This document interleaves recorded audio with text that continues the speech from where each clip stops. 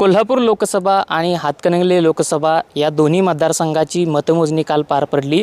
दोन्ही मतदारसंघाच्या ज्या चुरशीच्या लढती आहेत त्या चुरशीच्या लढती पार पडल्या।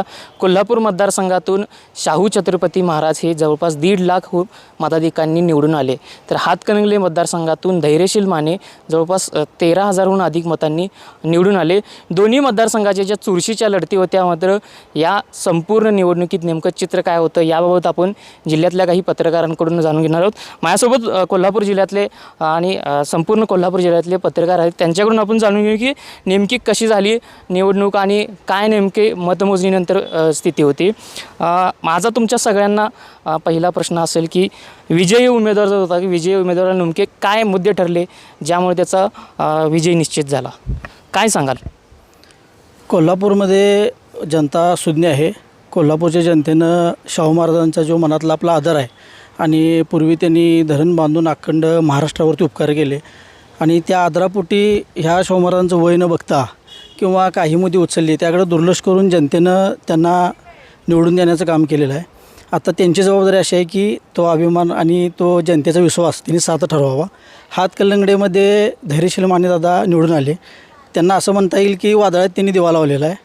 जे हिंदुत्व म्हणून जे काही जनतेमधून हे होता, म्हणजे एक त्यांचा स्लोगन होता की इकडं आपलं ठरलं होतं की मान काय गादीला आणि मत मोदींना, तर जनतेनं समतोल राखण्याचा प्रयत्न केलेला आहे। मान पण दिला आणि निवडून पण दिलं आणि तिकडं नाही तर मोदींच्या विकासाला मत पण दिलं, असं एक समतोल राखण्याचं काम कोल्हापूरच्या सुज्ञ जनतेने केले, असं एक माझं त्यातून मत आहे। नक्कीच समतोल राखण्याचं सुज्ञ काम जे आहे ते जनतेने केल्याने हातकणंगले मतदारसंघात मानगादीला पण मत मोदीला असं कोल्हापूर जिल्ह्यातलं सुद्धा पाहायला मिळालं। काय सांगाल की काय नेमकी परिस्थिती होती की कोल्हापूर आणि हातकणंगले दोन्ही मतदारसंघात निवडून आलेल्या उमेदवाराचं विजयीचं कसं? एकतर संजय मंडिक या ठिकाणी संपर्क करायला थोडे कमी पडले, तसा त्यांचा लोकसंपर्क व्हायला पाहिजे होता तसा झाला नाही। आपल्याकडे बघायला गेलं तर गोकुळ शिरगाव, 5 स्टार MIDC, कागल आणि शिरोली MIDC अशी चांगली इंडस्ट्रीज ह्या पश्चिम महाराष्ट्रात मोठ्या इंडस्ट्रीज आहेत। तसं त्याने उद्योजकांच्या बरोबर जो संपर्क पाहिजे होता तसा संपर्क त्यांनी ह्या 2-4 वर्षात त्यांच्याकडनं पाहायला मिळाला नाही। कसं विजय होण्यामागं काय नेमकी सहानुभूतीची लाट होती काय? सहानुभूतीचं असं नाही, शाहू महाराज एकतर बघितलं तर गेल्या 15-20 वर्षापासून त्याने प्रत्येकाच्या कार्यक्रमाला कोणाचं उद्घाटन असेल काय असेल, साधी चहाची टपरी जरी असेल तर शाहू महाराज त्या उद्घाटनाला गेलेले आहेत। अनेक स्वच्छ प्रतिमा त्यांनी कधी आजपर्यंत कोल्हापूरमध्ये कोणाला असं दुखवलं आहे असं झालेलं नाही। त्यांची ग्रामीण भागातसुद्धा प्रतिमा चांगली आहे, शहरातसुद्धा चांगले आहे, त्यामुळे त्यांना तो विजय सहज शक्य होता। आणि समोरचा उमेदवार जो होता एकतर ते बेंटेक्स सोनं आणि असली सोन्याच्या ह्याच्यात त्यांना बराच फटका बसला, गद्दारीचा थोडा त्यांना फटका बसला आणि जनसंपर्क करायला ते प्रचंड प्रमाणात कमी पडले। धैर्यशील मानेंना नेमके काय मुद्दे ठरले विजय होण्यासाठी? मुख्यमंत्री एकनाथ शिंदे इथं ठाणमांडणमध्ये काय नेमकं कशी परिस्थिती? तसं बऱ्याच जणांना वाटत होतं की धैर्यशील माने येतील असं कुणी गृहीत धरलं नव्हतं आणि ज्यावेळेला सत्यजित आबांचं तिकीट डिक्लेअर झालं तसं डिक्लेअर झालेल्या दिवशीच त्यांचा विजय झाला असं सगळ्यांनी घोषितच केलं। काल आपण बघितलं शेवटच्या फेरीपर्यंत सत्यजित आबाजी लीडलाच होते आणि सगळ्यांनाच वाटत होतं की हे तसंच होणार, पण इचलकरंजीच्या ठिकाणी ज्यावेळेला गेले आणि व्यापारी वर्गाने सत्यजितना उचलून धरलं बऱ्यापैकी इचलकरंजी शहर, तसं जर सत्यजित आबाजींना शाहूवाडीत 40-50 लीड मिळेल असं बऱ्याच जणांना वाटत होतं, पण तसं काय झालं नाही। विनय कोरे साहेबांची त्यांना चांगली मदत मिळाली मानेंना, त्यामुळं सत्यजित आबाजी थोडे तिथं मागं पडले आणि व्यापारी जे आहेत त्यांनी बऱ्यापैकी मोदी आणि हा फॅक्टर पडून मानेंचा विजय तिथं सहजसोपा झाला। नक्कीच शाहू महाराजांनी धैर्यशील माने दोघांचा जो विजय झाला काय नेमके मुद्दे आहेत त्याच्यामध्ये? राजर्षी शाहू महाराजांनी कोल्हापूरच्या जनतेसाठी राधानगरी धरण बांधलं, कोल्हापूरच्या जनतेसाठी मिरजहून स्वतःच्या खर्चानं रेल्वे आणली, त्याचसोबत सर्व समाजातील तळागाळातील विद्यार्थ्यांना शिक्षण मिळावं, शिक्षणाच्यासाठी राहण्याची सुविधा व्हावी म्हणून अगदी कोल्हापुरात बघितलं तर सर्व समाजाची वसतिगृह त्यांनी बांधली, त्यांच्यासाठी म्हणजे योगदान दिलं आणि त्यांचाच वारसा आताच्या शाहू छत्रपती महाराजांनी तो पुढं चालवला। आणि आताच जसं आमच्या मित्रांनी सांगितलं, पत्रकार मित्रांनी, त्याप्रमाणे या शाहू महाराजांनी कधीही कोणालाही दुजाभाव केला नाही। प्रत्येकाच्या अगदी सुखदुःखामध्ये असेल, अगदी सर्वसामान्य कार्यकर्त्याचा कार्यक्रम असेल किंवा मोठा कार्यक्रम असेल तर त्या ठिकाणी आवर्जून त्यांनी उपस्थिती लावलेली आहे। कलाक्षेत्रामध्ये त्यांचं योगदान आहे, क्रीडा क्षेत्रामध्ये योगदान आहे आणि सर्वात महत्त्वाचं त्यासाठी सांगावं लागेल म्हणजे आमदार सतीश पाटील साहेब यांनी त्यांच्यासाठी जे मायक्रो आणि मॅक्रो लेवलचं जे काय प्लॅनिंग केलेलं होतं आणि त्या प्लॅनिंगच्या आधारातून आणि स्वर्गीय PN पाटील साहेबांनी त्यांचा करवीर मतदारसंघ हा अक्षरशः पिंजून काढलेला होता. म्हणजे असं म्हटलं जातं की ते स्वतःसाठी कधी इतके फिरले नसतील तितके ते शाहू महाराजांसाठी फिरले. त्यांचंही योगदान म्हणा किंवा राधानगरीसारख्या भागातल्या सर्वसामान्य माणसांच्या मनातच ठरलेलं होतं की शाहू महाराजांना मतदान करायचं आणि त्याचं प्रतिबिंब या मतपेटीतून उघडकीस आलं आणि 1,54,000 मतांनी शाहू छत्रपती महाराज निवडून आले. धैर्यशील मानेंच्याबद्दल म्हणावं लागेल की त्यांचं वक्तृत्व तर अतिशय कुशल आहेच, पण त्यांचं कर्तृत्वसुद्धा आहे. ते कामामध्ये कधी मागे पडले नाहीत, परंतु त्यांच्याबद्दल एक मतदारसंघामध्ये थोडीशी काय म्हणू की अपप्रचार असा करण्यात आला की ते पोहोचले नाहीत किंवा काय की ही एक थोडी विरोधकांनी पहिल्यापासून ती स्ट्रॅटेजी अवलंबली. परंतु धैर्यशील मानेंनी म्हणजे अपप्रचाराला बळी न पडता अतिशय नियोजनबद्धरित्या विनय कोरेंची साथ घेतली. त्यानंतर आमदार प्रकाश नावाडींची साथ घेतली. शिराळा मतदारसंघामध्ये देशमुख सत्यजित देशमुख असतील किंवा महाडिक गट असेल किंवा गौरव नायकवडी असतील, अशा सर्व जे काय म्हणजे मुख्यमंत्री एकनाथ शिंदेंच्या सांगण्यानुसार त्यांच्या मदतीनं त्यांच्या मार्गदर्शनाखाली अतिशय चांगल्या पद्धतीनं त्यांनी काटेकोर नियोजन केलं, व्यवस्थापन केलं, समन्वय साधला आणि त्याचं फलित म्हणजे त्यांना अगदी काटावर का होईना परंतु त्यांना विजय मिळाला आणि अशा पद्धतीनं हे दोन्ही उमेदवार निवडून आलेले आहेत. सर्वात महत्त्वाचं मला या ठिकाणी असं सांगावंसं वाटेल की कोल्हापूरच्या जनतेच्या या दोन्ही खासदारांकडून खूप अपेक्षा आहेत आणि एक तरुण खासदार आहेत, एक अगदी ज्येष्ठ खासदार आहेत आणि या दोघांच्या मदतीनं समतोल राखायला अतिशय चांगलं कोल्हापूर जिल्ह्याला म्हणजे भाग्य मिळणार आहे. कारण एक सत्ताधारीमध्ये असणार आहेत, एक विरोधी पक्षामध्ये असणार आहेत. दोन्ही बाजूंनी आपल्या जिल्ह्याच्या विकासासाठी त्यांनी काम करावं अशी जनतेची इच्छा असणार आहे. पुणे आणि बेळगावच्या मध्ये एक मोठं कॉर्पोरेट हब किंवा मॅन्युफॅक्चरिंग हब होण्यासाठी कोल्हापूरला खूप मोठं पोटेन्शियल आहे आणि हे पोटेन्शियल त्यांनी करून दाखवणं गरजेचं आहे. कारण त्याशिवाय कोल्हापूरच्या समृद्धीचा मार्ग हा पुढं खुला होणार नाही असं मला या निमित्तानं वाटतं. नक्कीच काय सांगाल, शाहू महाराज आणि धैर्यशील माने दोन्ही उमेदवार निवडून आलेत. शाहू महाराजांच्याकडं बघितल्यानंतर जेव्हा ते निवडणुकीला उभारले लोकांना असं वाटत होतं की त्यांच्या वयानुसार आता काय म्हणजे ते निवडणुकीला उभारले नसते तर असं काही लोकांच्या डोक्यात होतं. परंतु शेवटी काय आहे की गादीचा मान जो राखायचा असतो तो कोल्हापूरकरांनी दाखवून दिला आणि मुख्य म्हणजे थोरले शाहू महाराज जे आहेत त्यांनी आपल्यासाठी जे जे करून ठेवलेलं आहे ते सगळे आपल्या कोल्हापूरकर जाणून आहेत. त्यामुळं त्या गादीच्या प्रेमापोटी शाहू महाराजांचं जरी वय झालं असलं तरी त्यांनी भरघोस मत देऊन निवडून आणलेलं आहे. आणि धैर्यशील माने मला वाटतं त्यांची कामं पण आहेत धैर्यशील मानेंची आणि त्यांच्या विरोधात पण काही अपप्रचार झाला, परंतु धैर्यशील मानेंनी आपल्या परीनं कामं केली होती आणि मुख्य म्हणजे चांगली काम करणाऱ्याला विरोध असतोच. परंतु आता असं मला सांगायचं आहे की कोल्हापूरकरांच्या वतीनं असं सांगायचं आहे की आता जे 2 खासदार आपल्याला मिळालेले आहेत त्यांनी आपल्या कोल्हापूरचा सर्वांगीण विकास करावा आणि आपलं कोल्हापूर हे शहर अगदी स्मार्ट सिटीमध्ये जाण्यासाठी प्रयत्न करावेत आणि कोल्हापूरचा सर्वांगीण विकास व्हावा असं मला आणि कोल्हापूरकरांच्या वतीनं मी सांगतो. काय सांगाल, महाविकास आघाडी महायुती 2 उमेदवार निवडून आलेत. कोल्हापूरचा विचार करायचा झालं तर श्रीमंत शाहू छत्रपती हे आदरणीय व्यक्तिमत्व आहे आणि त्यांचे एक संभाजीराजे हे खासदार होते, मालोजीराजे आमदार होते. दोन्ही त्यांचे पुत्र अतिशय मॅच्युअर वागले. त्यांनी कुठलाही आक्रमक पवित्रा घेतला नाही. या उलट संजय मंडलिकांची ही दुसरी टर्म होती, पण त्यांच्या मुलाची तशी कुठली राजकीय पार्श्वभूमी नसताना त्यांनी अतिशय आक्रमक पवित्रा घेतला. सुरुवातीपासून एक घरंदाजपणा जाणवला शाहू महाराजांच्या प्रचारातून आणि इकडं आक्रमकता जी नको होती ती आणि ते कोल्हापूरला कधी रुचत नाही. कोल्हापूर कायम प्रवाहाच्या विरुद्ध आणि कोल्हापुरात म्हणते ना आपण कोल्हापुरात वावगं खपत नाही आणि वावगं सुरू केलं त्यांनी. त्याचा सुरुवात झाला. स्वतः मुख्यमंत्र्यांनी BJPच्या वरिष्ठ नेत्यांनी अतिशय चांगलं जे ज्यांचं पारंपरिक त्यांची जी पद्धत आहे निवडणूक ती राबवली, पण त्याला सतेज बंटी पाटलांनी दक्षिणचा एक पॅटर्न आहे वेगळा. कोल्हापुरात दक्षिण पॅटर्न म्हणून ओळखला जातो बंटी पॅटर्न. तो पॅटर्न त्यात 1% कमी पडले नाहीत. त्यांनी जे स्टेप ठरल्या होत्या त्या स्टेपप्रमाणे त्यांनी प्रचाराची सगळी यंत्रणा राबवली. निवडणुकीच्या दिवसापर्यंत मतमोजणीपर्यंत त्यांनी त्यांचा एक पॅटर्न कायम ठेवला. कुठंही ते कमी पडले नाहीत. ते त्यांच्या पथ्यावर पडलं आणि श्रीमंत छत्रपती इतक्या मोठ्या लीडनं निवडून आले. हातकणंगलेचं बोलायचं झालं तर हातकणंगलेचा विजय हा मी तसं धैर्यशील त्यांची कामं असतील सगळं असतील, पण यात सगळ्यात मोठा वाटा हा ठाणे पॅटर्नचा आहे. स्वतः मुख्यमंत्र्यांनी 9 दिवस तळ ठोकला. ठाण्याची पूर्ण यंत्रणा वापरली त्यांना निवडून आणण्यासाठी. सत्यजित आबा ही आलेली सीट होती. एकंदरीत महाविकास आघाडीच्या मध्ये शाहू महाराजांना निवडून आणणं थोडं कठीण वाटत होतं, पण त्यांचं लीड खूप मोठं होतं आणि सत्यजित आबाला पाडणं कठीण वाटत होतं. ते सोपं केलं ठाण्याच्या सिस्टीमने, पण त्यांना कोल्हापुरात ते जमलं नाही आणि ठाण्याच्या सिस्टीमनं धैर्यशील मानेंना गुलाल लावला. थोड्या फरका असं गुलाल लावला.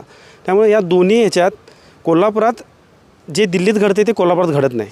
त्याच्या उलट, प्रवाहाच्या उलट आणि स्थानिक गट आणि पुन्हा एकदा कोल्हापुरात गटाचंच वर्चस्व राहिलं. कोल्हापुरात बंटी गटाचं तर हातकणंगलेमध्ये ठाणे गटाचं. नक्कीच कोल्हापुरात जे दिल्लीत घडतं ते कोल्हापुरात घडत नाही असं दाखवून दिले. 2 खासदार कोल्हापूरला मिळालेले आहेत. खरं तर या निवडणुकीमध्ये हातकणंगले मतदारसंघात 2 उमेदवार जे आहेत ते दिग्गज निवडणुकांमध्ये 2 उमेदवार पराभूत झाले आणि कोल्हापुरात 1 उमेदवाराचा पराभव झाला. काय त्याची मग काय नेमकी कारणं होती, की काय पराभव होण्यापेक्षा काय कारण आहेत? पराभव होण्यापाठीमागं तसं बघायला गेलं तर त्यांचं उमेदवार देतानाच एक चूक झाली. कारण जनतेच्या मनाचा विचार आणि मागं केलेला जनसंपर्क कामं ही लक्षात घ्यावी लागतात आणि ती ह्या कोल्हापूर सीटला त्यांनी लक्षात घेतलेली नाहीत. सुरुवातीला समरजित घाडगेंचं नाव समोर आलं होतं आणि त्यावेळीच जनतेनं ठरवलं होतं की बाबा आता हे इकडं म्हणजे तसं बघायला तर तरुण आहेत, स्वच्छ प्रतिमा आहे आणि संपर्क त्यांचा चांगला आहे. त्या कारणानं ती निवडून आले असते, पण त्यांचं वरच्या लेवलनं काय ठरलं, परत त्यांना विद्यमान शीट द्यायचा असा त्यांचा विषय झाला आणि ते विद्यमान शीट दिले. मग त्यांच्या कर्तृत्वावरती प्रश्नचिन्ह होते. काही आरोप होते की व्यसनाचे आरोप म्हणा किंवा वैयक्तिक लेवलचे आरोप, ते त्याचा एक प्रचार इकडे व्यसनाचे आरोप म्हणा किंवा वैयक्तिक लेवलचे आरोप, ते त्याचा एक प्रचार इकडे झाला आणि मग हे आता काय करणार आहेत, गेल्यावेळी काय केले अशा ह्यानं आणि त्यांचे संपर्क त्या 5 वर्षात न राखल्यामुळं त्यांचा तिकडे पराभव झाला असं राजू म्हणावं. शेट्टी आणि सत्यजित पाटील यांचं नेमकं काय कसं राहिलं पराभूत होण्याचं? राजू शेट्टींचं बघायला गेलं तर ते गेल्यावेळी 2 नंबरची शीट होती. आता ह्यावेळी ते 3 नंबरला फेकले गेले. त्यांचं स्थानिक लेवलला ज्या शेतकऱ्यांच्या बरोबरचा जनसंपर्क आहे तो जनसंपर्क थोडा कमी झाला त्यांचा. दुसरी गोष्ट म्हणजे ज्यांच्यासोबत त्यांनी आयुष्यभर लढलं त्यांच्या कार्यकर्त्यांना घेऊन, तेच 2019च्या आधी त्यांनी ते शरद पवारांच्या सोबत गेले. त्याचा एक बॅकफूट लोकांच्यामध्ये आला किंवा त्यांच्याविषयी रोष निर्माण झाला आणि तो रोष तसाच पुढं चालत आल्या कारणानं राजू शेट्टींना तो फटका बसला असं एक जाणवतं आहे. नक्कीच कोल्हापुरात संजय मंडलिक आणि हातकणंगलेत राजू शेट्टी आणि सत्यजित पाटील बरोबर काय नेमकी पराभूत होण्याची कारणं आहेत? संजय मंडलिकांचं बघितलं तर ते संपर्कात एकदम कमी पडले. आमच्या इकडे इंडस्ट्रीचा भाग बघायला गेलं, इंडस्ट्रीला खरं तर लोकनेत्यांनी येऊन भेट देणं गरजेचं असते. उद्योगमंत्री ज्यावेळेला कोल्हापूरला आले त्यावेळेला त्यांनी उद्योजकांना बोलवून घेऊन त्यांच्या समस्या आणि ह्या संदर्भात त्यांनी बऱ्याच चर्चा केल्या.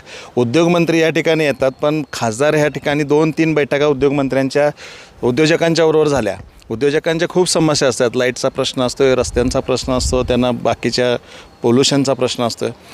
ते उद्योजकांना एकतर तुमच्याकडे कोणाकडे यायला वेळ मिळत नाही, पण निदान लोकप्रतिनिधी जाऊन त्यांना 3-4 महिन्यातनं एखादी मिटिंग घेऊन समस्या जाणून घेणं गरजेचं होतं. तसं या 5 वर्षात एक इंडस्ट्रीचं काम बघत असताना मंडलिक कधी उद्योजकांना भेटले किंवा त्यांच्या संदर्भात समस्येचं कधी समोर आलंच नाही. त्यामुळं जनसंपर्काला थोडेसे मंडलिक कमी पडले, त्यामुळं ते पराभवाला सामोरं जावं लागलं त्यांना. बाकी इकडं राजू शेट्टींचं ऊस आंदोलन सोडलं तर त्यांनी दुसऱ्या कशातही लक्ष घातलं नाही. सोयाबीनचे दर शेतकऱ्यांना 2014ला 4,500-5,000 3,000 3,800 हाच दर होता. सोयाबीन संदर्भात कधी त्यांनी विषय केला नाही. कायम ऊस एके ऊस. त्यामुळं बऱ्याच शेतकऱ्यांचा थोडा रोष आला आणि त्यांनी काँग्रेस राष्ट्रवादीबरोबर हातमिळवणी केली. परत शेवटच्या टप्प्यात ते त्यांच्याबरोबर जाणार नाहीत असं झालं. परत ते उद्धव ठाकरेंना भेटायला गेले आणि त्या ह्याच्यात ते लोकांच्या त्यांच्या रोष त्यांच्याबद्दल एक सहानुभूती होती ती थोडी कमी झाली. त्यामुळे त्यांना तो अगदी 3ऱ्या नंबरला जायची वेळ या कारणामुळे त्यांच्यावर आली. सत्यजित पाटील सरोडकर यांना कसं राहिलं वातावरण पराभूत होण्यामागं? तसं त्या सत्यजित पाटलांचं तसं बघायला गेलं तर त्यावेळेला उमेदवारी डिक्लेअर झाली त्यावेळेला जिल्हाभर सगळ्या शाहू महाराजांचं वगैरे नाव निघालं नाही, पण त्यांचं नाव निघालं की सहज विजयी होतील. मी मगाशी म्हटलं तसं शाहूवाडीतनं 40-50 हजार लीड मिळेल अशी सगळ्यांची अपेक्षा होती, पण तसं शाहूवाडीतनं विनय कोरे साहेबांच्यामुळं कदाचित त्यांना तिथं फटका बसला आणि 18-20 हजारचं लीड तिथं फक्त मिळालं. पण इचलकरंजीसारख्या शहरानं आणि शिरोळनं त्यांना चांगली मदत केली. त्या बाबतीत म्हणायला गेलं तर थोडा जातीवादीचा फॅक्टर खूप मोठ्या प्रमाणात शिरोळ आणि ह्या भागात चालतो. पण माने यांचं जर हा विजय बघितला तर खरोखर त्या माणसाचा संपर्क तसा होता आणि हिंदुत्ववादाचं आणि त्यांचं भाषणाचं प्रभुत्व आणि हे सगळं होतं. ते विजयी होतील असं कुणालाही वाटलं नव्हतं, पण इचलकरंजी शहरातनं ज्यांना ते मतदानाचं जे लीड मिळालं त्यातनं ते हे झाले आणि एकाच एक मात्र लढत झाली असती तर चित्र आज वेगळं बघायला आपल्याला या ठिकाणी मिळालं असतं. नक्कीच काय नेमकी कोल्हापूर आणि हातकणंगले दोन्ही मतदारसंघाच्या पराभूत उमेदवारांची कारणं? एखादी गोष्ट घडते तेव्हा ती घडताना आपसूक किंवा अचानक घडत नाही, तर त्याच्यामागं बरीच कारणं असतात. आणि आत्ताच्या सध्याच्या ज्या ग्लोबलायझेशनमध्ये निवडणूक ही स्ट्रॅटेजी किंवा निवडणूक ही एक इव्हेंट म्हणून खेळली जाते. त्यावेळी सुरुवातीला तिकीट डिक्लेअर करताना कोल्हापूरचं तिकीट डिक्लेअर करताना काही घटकांनी जाणून बुजून वातावरण असं निर्माण केलं की चेहरा बदलायला पाहिजे, चेहऱ्याचा संपर्क नाही. आणि तिथंपासून संजय मंडलिकांचा संघर्ष सुरू झाला की अगदी तिकीट मिळतं आहे की नाही इथंपर्यंत. आणि शेवटी तिकीट मिळालं. म्हणजे काय झालं की तुमच्याबद्दल आजूबाजूला जे काय पसरलं ते खूप निगेटिव्ह झालं. त्यानंतर मग परत त्यांना ते पॉझिटिव्ह करण्यासाठी सर्वांनी एकत्रित येणं, सर्वांनी प्रयत्न केले. परंतु इथं उमेदवारी किंवा हा विषय नव्हताच. तर इथं कसं कोल्हापूरमध्ये की मान गादीला होता आणि ज्येष्ठ श्रीमंत शाहू महाराज त्यांना रिस्पेक्ट किंवा त्या अगोदरच्या थोरल्या शाहू महाराजांनी केलेल्या कामाची पोचपावती म्हणून त्यावेळी काही मतं ठरलेली होती आणि ती ठरलेली मतं बदलवणं हे खूप मोठं आव्हान असतं आणि त्या आव्हानाला तिथंपर्यंत ते पोचू शकले नाहीत. कदाचित ते पोचले असते तर ते चित्र कदाचित वेगळं झालं असतं. हातकणंगले मतदारसंघामध्ये सत्यजित पाटील आबांचं म्हणजे सगळ्यांनी असं गृहीत धरलं होतं की ते आता निवडून आले. कारण का तर दोन उमेदवार धैर्यशील माने असतील किंवा राजू शेट्टी हे शिरोळ आणि इचलकरंजी भागातील प्रामुख्यानं होते आणि सत्यजित पाटील आबा हे पश्चिम भागातले उमेदवार होते. त्यांचा संपर्क शाहूवाडी असेल किंवा पन्हाळा असेल किंवा शिराळा आणि या भागातले बहुतांश मतदार जे मुंबईला असतात त्यांच्यासाठी सुद्धा म्हणजे उद्धव ठाकरे गटानं केलेले जे काय प्लॅनिंग होतं त्या माध्यमातून ते निवडून येतील असं वाटत होतं. कारण राजकीय जुळवाजुळव जर बघितली तर सत्यजित पाटील आबा निवडून येणार हे 100% लोकांनी गृहीत धरलं होतं. मग त्यामध्ये तो हातकणंगले तालुक्यातले 3 विरोधक आमदार एकत्र आलेले असतील किंवा शिरोळ तालुक्यामध्ये संतगतीनं चाललेलं नियोजन असेल, ह्या सगळ्या गोष्टीतून पॉझिटिव्हिटी ही सत्यजित पाटील आबांकडे होती. परंतु मतदारांनी बऱ्यापैकी विचार केला आणि विकासाला मत आणि कार्याला मत म्हणून धैर्यशील मानेंना निवडून दिलं. यामध्ये सत्यजित पाटील आबांनी जी काय मजल मारली त्यामध्ये त्यांचा पराभव म्हणता येणार नाही. परंतु 15,000 मतं जादा घेतली धैर्यशील मानेंनी. त्यांनी 5 वर्षे केलेल्या कामगिरीमध्ये असतील किंवा त्यापूर्वी त्यांनी केलेल्या जिल्हा परिषदेमध्ये असलेल्या कामामधून असेल, त्यांनी चांगल्या पद्धतीनं केलेलं कार्य आणि कर्तृत्व आणि वक्तृत्व याच्या जोरावर त्यांनी तो विजय खेचून आणला. राजू शेट्टींचं म्हणावं लागेल तर आता जसं सांगितलं तसं की स्वाभिमानी शेतकरी संघटनेचं मूळ जे आहे ते राष्ट्रवादीचे शरद पवार असतील किंवा काँग्रेसच्या धोरणांना विरोध करत शेतकऱ्याच्या चांगल्यासाठी त्यांनी लढा दिला. अतिशय चांगल्या प्रकारे चळवळ त्यांनी राबवली. अगदी खासदारकीच्या माध्यमातून दिल्लीपर्यंत ते गेले. परंतु ज्या धोरणांना ज्या विचारांना विरोध केला त्या विचारांशी त्यांनी युती केली 2019च्या दरम्यान आणि ही शेतकऱ्यांना रुचली नाही आणि तेव्हापासून त्यांची जी काय ते बॅकफूटवर गेले ते पुढं येऊ शकले नाहीत. कदाचित ते महाविकास आघाडीचे उमेदवार असते तर चित्र कदाचित वेगळं झालं असतं. नक्कीच हातकणंगलेचे 2 उमेदवार आणि कोल्हापूरचे 1 उमेदवार काय पराभूत होण्याची कारणं आहेत? आता आपले संजय मंडलिकांचं सांगायचं म्हटलं तर लोकांच्यामध्ये पहिल्यापासूनच त्यांचा जनसंपर्क कमी आहे आणि खासदार झाल्यानंतर लोकांच्यापर्यंत पोचण्याचं काम त्यांचं होतं आणि लोकांचा मनात तो रोष असतोच की बाबा खासदार असलं तर आपल्याला विचारलं पाहिजे, आपल्या काही कामं केली पाहिजेत किंवा हा जो जनसंपर्क कमी असलेला सगळ्यात मुख्य कारण त्यांचा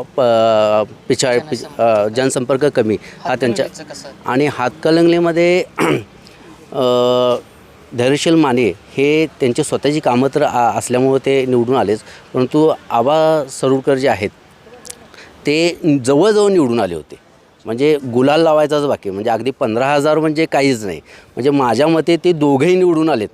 कारण का शेवटी काय लोकांच्या मनातलं काही सांगू शकत नाही ह्याच्यामुळं. त्यामुळं अगदी थोड्याफार मतानं हे झालं, परंतु माझ्या मते दोघंही निवडून आलेले आहेत आणि थोडंसं कमी जास्त व्हायचं ते होणारच.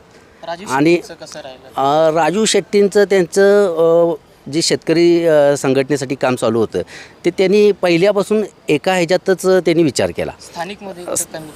स्थानिकमध्ये लोकांचा त्यांचा जरा जनसंपर्क कमी झाला. काही वेळा त्यांची धडसोड जी वृत्ती आहे ती लोकांना पचत नाही. जसं आपल्याकडे आता हा निर्णय झाला तर इकडे तिकडे गेल्यामुळे लोकांनी जो निर्णय दिला तसाच तो त्यांच्या बाबतीत घडला. आणि लोकांना फारसं कसं एकनिष्ठ आणि थोडंसं सतत त्या ह्याच्यातनं म्हणजे त्यांच्या संघटनेचं काम चालू राहिलं किंवा दिसलं असतं तरी लोकांना ते बरं वाटलं असतं. त्यामुळं थोडीशी त्यांची पिछेहाट झाली. काय सांगाल दोन मतदारसंघातल्या पराभूत उमेदवारांची कारणं?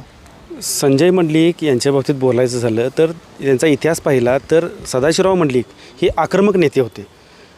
त्यांच्या शिंगावर घेण्याची पद्धत होती. समोरून आला तर त्याला शिंगावर घ्यायची पद्धत होती. ते सदाशिवराव मंडलिकांची ती स्टाईल कॉपी करायचा प्रयत्न केला पण ती एकदम दुय्यम दर्जाची कॉपी झाली. कारण अंगावर कोण आलंच नव्हतं, यांनी अगोदरच शिंग उधळलीत. ती सुरुवातीची त्यांची पावलं चुकलीत. दुसरी गोष्ट ते अतिशय गाफील राहिले की मॅरेथॉन सभा व्हायला लागल्यात. कोल्हापूरची सीट आहे का वाराणसीची आहे, मॅरेथॉन सभा रोज एक कोण ना कोणतरी नेता येतोय, फिल्म स्टार होते. असं वाटत होतं की वातावरण पूर्ण मोदीमय आहे, आपण त्या लाटेतनं पुन्हा एकदा पोहून पार पडू. पण नियोजनात त्यांचं वैयक्तिक नियोजन काही नव्हतं. एक धनंजय महाडिक यांनी BJPचा एक खंबा तंबू सांभाळला, बाकीच्या नेत्यांचं त्यांना सहकार्य मिळालं नाही आणि कोल्हापूरची लोकसभेची निवडणूक ही मिनी विधानसभा म्हणूनच लढली गेली. प्रत्येक ठिकाणी विधानसभेचं गणित आडवं आलं. संजय मंडलिकांना विधानसभेचे गणित हे समजलं नाही, जे की बंटी पाटलांना अतिशय चांगलं जमते आणि ते गणित समोर ठेवूनच त्यांनी ही लोकसभा लढवली आणि ते गणित त्यांनी बरोबर जुळवलं. त्यांची गणितं बरोबर सुटत गेली. हातकणंगलेचं बोलायचं झालं तर सत्यजित आबा ही कोरीपाटी होती. त्यांना इतक्या मोठ्या प्रमाणावर निवडणुकीचं नियोजन तितकंसं पहिल्या प्रयत्नात जमलं नाही. उद्धव ठाकरे साहेबांच्याकडून जी काय त्यांना पक्षाकडून जी मदत मिळायला पाहिजे होती, इकडून बंटी पाटलांनी मदत, बंटी पाटलांची ताकद थोडी कमी पडत आहेत शाहू महाराज, त्यामुळं ताकद इकडं जास्त लागली, तिकडं ताकद थोडी कमी लागली. त्या कमी लागलेल्या ताकदीचंच प्रमाण असं आहे की 15,000चं निसटतं त्यांना पराभव स्वीकारावा लागला. शेट्टी साहेबांच्याबद्दल बोलायचं झालं तर शेट्टी साहेबांना अंतर्गत सहकार चळवळीतून कारखानदारांचा खूप मोठा विरोध आहे. त्यांनी प्रत्येक कारखानदाराला गेल्या 20 वर्षात नाकेनं वाढले होतं. तसं ते कारखानदारातल्या काही लोकांनी त्यांना एक त्यांचं तयार केलेलं नेतृत्व होतं की आणि ज्यावेळी नेतृत्व झालं त्यावेळी त्यांनी कारखानदारांना सगळ्यांना वठणीवर आणण्यासाठी आंदोलनं केली. त्यांच्याशी कायम भांडण्याच्या मूडमध्ये होते असायचे ते आणि कारखानदारांची मदत त्यांना तशी आत्ता महाविकास आघाडीमध्ये येऊन देखील सहकार्याला जी मदत पाहिजे होती निवडून येण्यासाठी ती त्यांना मिळवता आली नाही आणि तेच त्यांचं कारण ठरलं की त्यांना तिसऱ्या नंबरवर जावं लागलं. नक्कीच कोल्हापूर मतदारसंघासाठी सहानुभूतीची लाट आणि एक आदर पाहायला मिळालं. तर हातकणंगले मतदारसंघात एक ठाणे पॅटर्न आणि एक मोदी लाट आपल्याला पाहायला मिळाली आणि याच आधारावर दोन्ही उमेदवार निवडून आल्याचं पाहायला मिळालं. पराभवामध्ये या जर का बघायला झालं तर दोन्ही मतदारसंघात जनसंपर्क हा मुद्दा सगळ्यात महत्त्वाचा ठरला. त्यातला हातकणंगले मतदारसंघातला कोरीपाटी जी एका उमेदवाराची जी आहे ते पहिल्यांदाच खासदारकीसारखी निवडणूक लढवत असल्याचं पाहायला मिळालं. या अनेक अशा मुद्द्यांनी दोन्ही मतदारसंघाची जी निवडणूक आहे ती निवडणूक चुरशीनं पाहायला मिळालं. सध्या कोल्हापुरातलं जर बघायला मिळालं तर महाविकास आघाडीचा एक उमेदवार कोल्हापूर मतदारसंघामध्ये खासदार म्हणून पाहायला मिळाला तर दुसरा महायुतीचा उमेदवार हातकणंगले मतदारसंघात खासदार म्हणून पाहायला मिळाला. विशाल पुजारी, NDTV मराठी, कोल्हापूर.